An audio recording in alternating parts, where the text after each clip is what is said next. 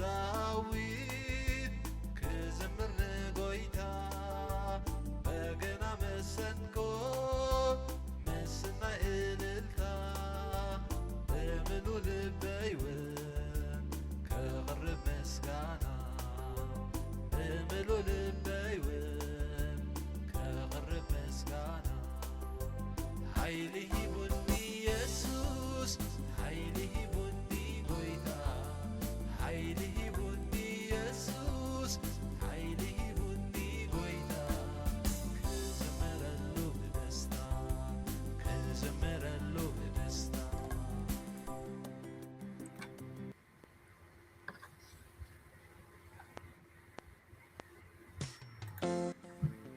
بسم ابن والدن منفس قدسن حد املاح امين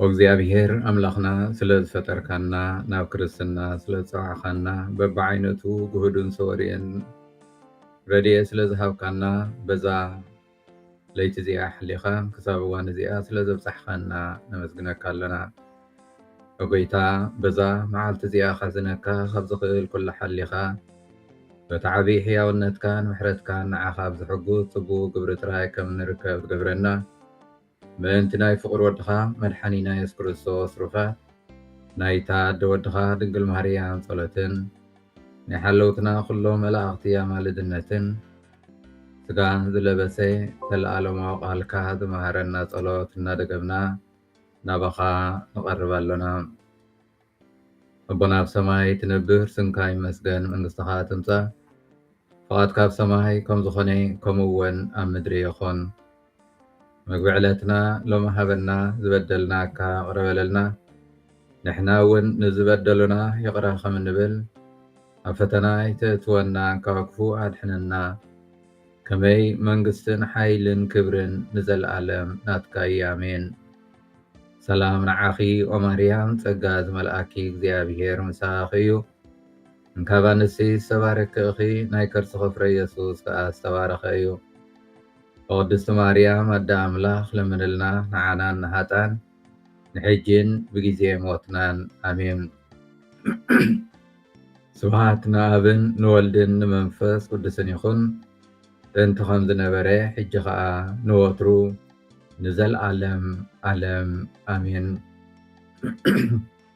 እንካብ ወንጌል ማቴዎስ ምዕራፍ 13 ካብ 31 ስጋብ 35 ካሊእ ምሰላ ከምዚ ኢሉ ነገሮም መንግስተ ሰማይ ሰብ ወሲዱ ኣብ ግራት ዝዘርእ ዝፍረ ኣድርያ ትመስል ንሳ ድማ ካብ ኩሉ ኣዝርእቲ ትንእስ ምስ በቆለት ግና ኣዕዋፍ ሰማይ መፅአን ኣብ ጨናፍራ ክሳዕ ዝዕርፋ ካብ ኩሉ ተኽሊ ኣሕምልቲ ዝዓበየት ኦም ትኸውን ካሊእ ምሰላውን ነገሮም መንግስተ ሰማያት ሰበይቲ ወሲዳ ኩሉ ክሳዕ ዝበኩዕ ኣብ 3 መስፈር ሓሪጭ ዝለወሰቶ ማይ ብሑቕ ትመስል ኢየሱስ እቲ ብነቢይ ኣፈይ ብምስላ እኸፍት እቲ ዓለም ካብ ዝፍጠር ተሰዊሩ ዝነበረ እዚ ኩሉ ብምስላ ተዛረቦም እምበር ብዘይ ምሰላ ሓንቲ እኳ ኣይተዛረቦምን ዝኸበርኩም ኣሕዋትን ሓትን ኣብዚ ናይ ሎሚ ቃል ኣምላኽ ብዛዕባ ክርስቶስ ብምሳሌ ዝመሃሮ ብዛዕባ መንግስተ ሰማይ ኢና ክነስተንትን ንዕደም ዘለና ዕላማ ናይዚ ከዓ ምስጢር መንግስቲ ኣምላኽ ኣብ መንጎ ኣሕዛብ ንምግላጽ እዩ ናይ ሎሚ ቃል ወንጌል ክልተ ሓፀርቲ ምሰላ ይቕርበልና ምሰላ ኣድርን ማይ ብሑቕን መድሓኒና ኢየሱስ ክርስቶስ ንዓና ንፍጡራቱ ንደቁ ብዛዕባ ምስጢረ መንግስቲ ኣምላኽ ንኽርዳእ ንምሕጋዝ በዞም ምሰላታት ገይሩ ክልተ ታሪኽ ኣብ መዓልታዊ ህይወትና እንጥቀመሎም ይትርኽ ክርስቶስ ከምዚ እናበለ ብምሰላ ይዛረቦም መንግስተ ሰማያት ሰብ ወሲዱ ኣብ ግራቱ ዝዘርእ ፍረ ኣድርያ እትመስል ቀፂሉ እቲ ታሪኽ ይትርኽ ንሳ ድማ ካብ ኩሉ ኣዝርእቲ ትንእስ ምስ በቆለት ግና ኣዕዋፍ ሰማይ መፅየን ኣብ ጨና ፍራ ክሳዕ ዘርፋ ካብ ኩሉ ተኽሊ ኣሕምልቲ ዝዓበየት ኦም ትኸውን። መድሓኒትና የሱስ ክርስቶስ ናይቲ መሰላ ትርጉም ግና ኣይገልፅን። ኣብዚ ታሪክ እዚ ናይ ነፍሲ ወከፍና ስራሕ ይኸውን ነቲ ኣብ መንጎና ኣብ ሂወትና ተዘሪኡ ዘሎ መንግስቲ ኣምላኽ ንምፍላጥ። ስለዚ መንግስቲ ኣምላኽ ሓደ ክሳብ ኣይኮነን፣ ሓደ ሓሳብ ኣይኮነን። መንግስቲ ኣምላኽ ህያብ ኣምላኽ ኣብ መንጎና ዝነብር እዩ። እቲ ሰብ ዝብሎ ዘሎ ኣብዚ ቃል እዚ ክርስቶስ ጎይታ ባዕሉ እዩ። እቲ ፍረ ኣድሪ ከዓ ቃል ወንጌል እዩ።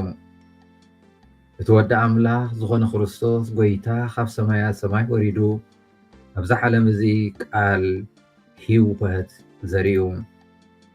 ነዚ ቃል እዚ ክንቅበል ልባትና ክንከፍት ብኡ ክንምራሕ ከዓ ናይ ነፍሲ ወከፍና ፃውዒትን ናይ ነፍሲ ወከፍና ድልየትን ይኸውን።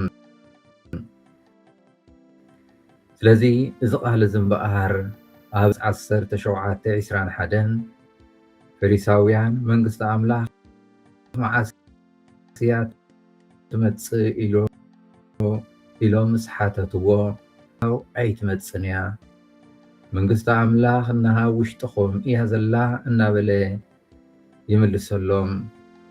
እዛ ፍረ እዚኣ እግዚኣብሄር ኣብ ነፍሲ ወከፍና ዘርእይዋ ይርከብ። ንኽትዓቢ ንኽትፈሪ ንብዙሓት ንኽተፅልል ምኽንያት ድሕነቶም ንኽትከውን ግና ነፍሲ ወከፍና ተቐቢልና ከምቲ ዝድለ ክንኩስኩሳ ይግባአና። ጎይታና የሱስ ክርስቶስ ካሊእ ምሰላ እውን ነገሮም። መንግስተ ሰማያት ሰበይቲ ወሲዳ ኩልሳ ኩሉ ክሳዕ ዝበኩዕ ኣብ 3 መስፈር ሓሪጭ ዝለወሰቶ ማይ ብሒቕ ትመስል። እዚ ምሰላ እዚ እውን ካብቲ ናይ መዓልታዊ ተመክሮ ሂወትና ዝተወስደ እዩ። ጎይታና የሱስ ክርስቶስ ብቐሊሉ ንኽንርዳእ እዚ ይጥቀም። ከምቲ መባኽዕቲ እምበኣር ቀስ ብቐስ ነቲ ኩሉ ብሕው ከብክዖ ትርከብ።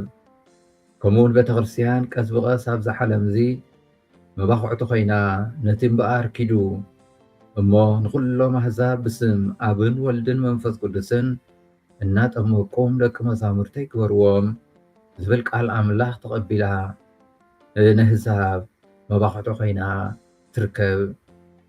ብተወሳኺ መባኽዕቲ ምልክት ናይ ነፍሲ ወከፍ ክርስትያን እዩ። ፀዋዕታ ነፍሲ ወከፍና ንቅድስና ርእስና ጥራይ ኣይኮነን፣ ናብ ኩሉ መንገድታት ብምኻድ ንሕዋትና መንገዲ ድሕነት ምሕባርን ብኣርኣይና ቃላትናን ምኽንያት ድሕነቶም ኮይንና ምርካብ እዩ። ግልፀት መደብ ኣምላኽ እምበኣር ካብቶም ብጉሩህ ልቢ ዘይቅበልዎ ሕቡእ እዩ። ኣብቶም ብትሑት ልብን ከም ሕፃናት ኮይኖም ኣብ ቅድሚ ኣምላኽ ዝቐርቡ ግና ይግለፀሎም።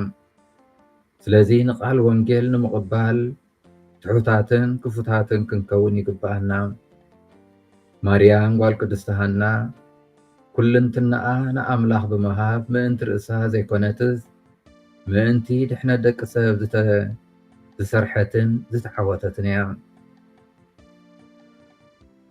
ዘይርድኣ ኣብ ውሽጣ ጌራ እና ዝተንፈሰት እቲ እግዚኣብሄር ካብኣ ዝደልዮ ዝነበረ እቲ ኣብኣ ኮይኑ ዘብርሃላ ዝነበረ መንፈስ ቅዱስ ፅን ብምባል ሙሉእ ሂወታ ንኣምላኽ ዝሃበት ዝተወፈየት እያ። ዒራብ ንዓብ ዓይኒ ማያት ከም እትናፍቕ ኣነ ከዓ ኣምላኽ ንዓኻ እናፍቕ ኣለኹ። እግዚኣብሄር ብኩልንትናኻ ትደልዮ ኩልንትናኻ ከዓ ናይ እግዚኣብሄር ይኸውን። እግዚኣብሄር ከዓ ናይ ሂወትካ ማእኸል ይኸውን። እቲ ድኻ ካብ ኩሉ ክፋእ ነገራት ነፂሑ ኣብ ቅድሚ እግዚኣብሄር ከም ፃዕዳ ወረቐት ይቐርብ።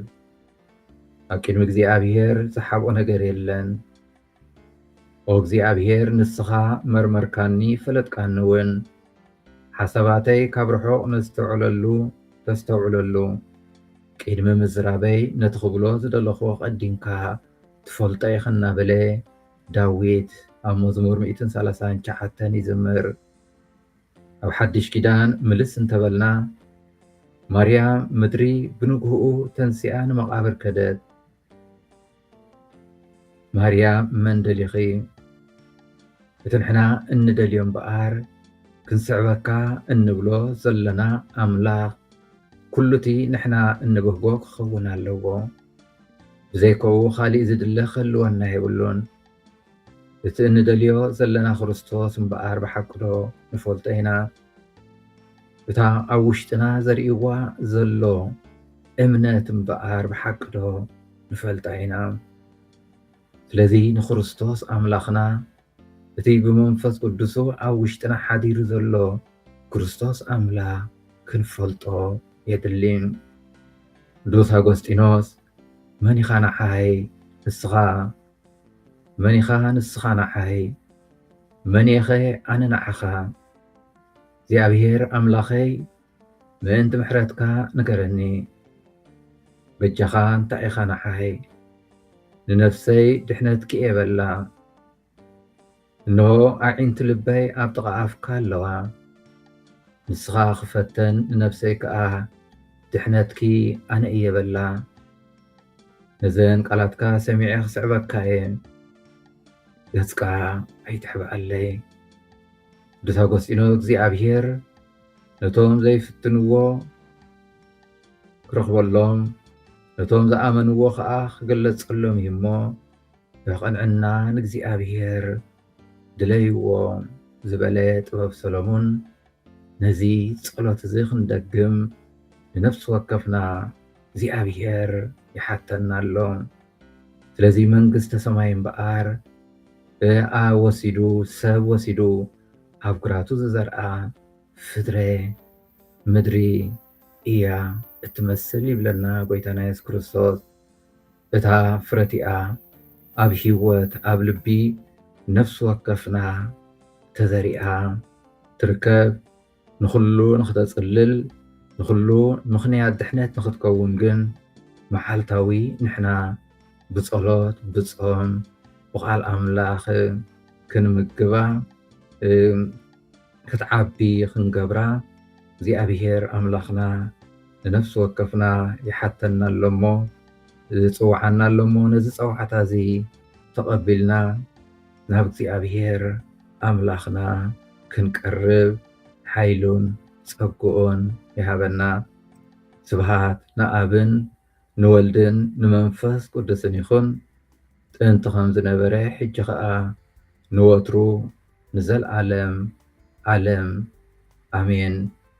እግዚአብሔር ስለ ኩሉ ነገር ዝተመስገነ ይኹን።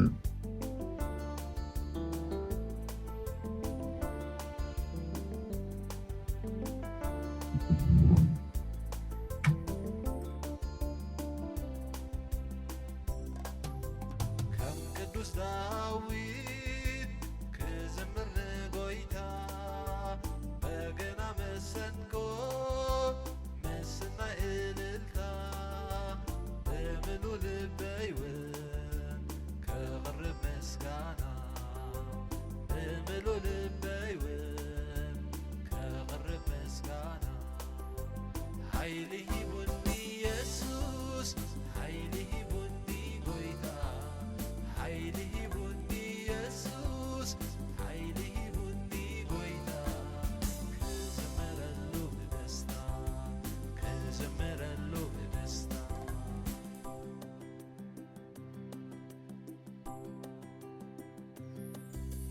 ምእታወይ ምውፅእ ኩሉ ዝቆፃፅር ንሱ ህያው እዩ ስሙ እግዚአብሔር ዘቕርበሉ የልቦን ጥራይ ስሙ ይኽበር ዘቕርበሉ የልቦን ጥራይ ስሙ ይኽበር ሓይሊ ሂቡኒ ኢየሱስ ሓይሊ ሂቡኒ ጎይታ ሓይሊ ሂቡኒ ኢየሱስ ሓይሊ ሂቡኒ ጎይታ ክዝምረሉ ብደስታ ክዝምረሉ ብደስታ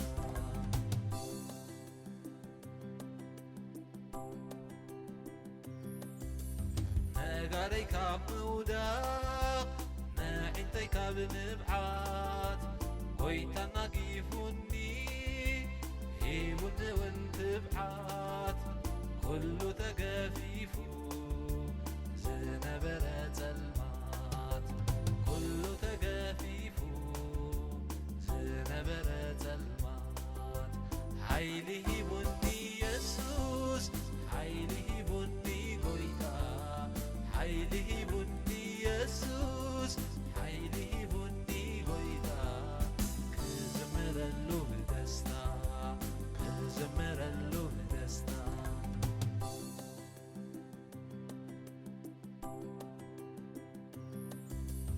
እግዚአብሔር ነጊሱ ግርማኡ ለቢሱ ዓለም ከይትናወጥ ኣጽኒዕዋ ንሱ ንኹሉ ይመርሕ ብቕዱስ መንፈሱ ንኹሉ ይመርሕ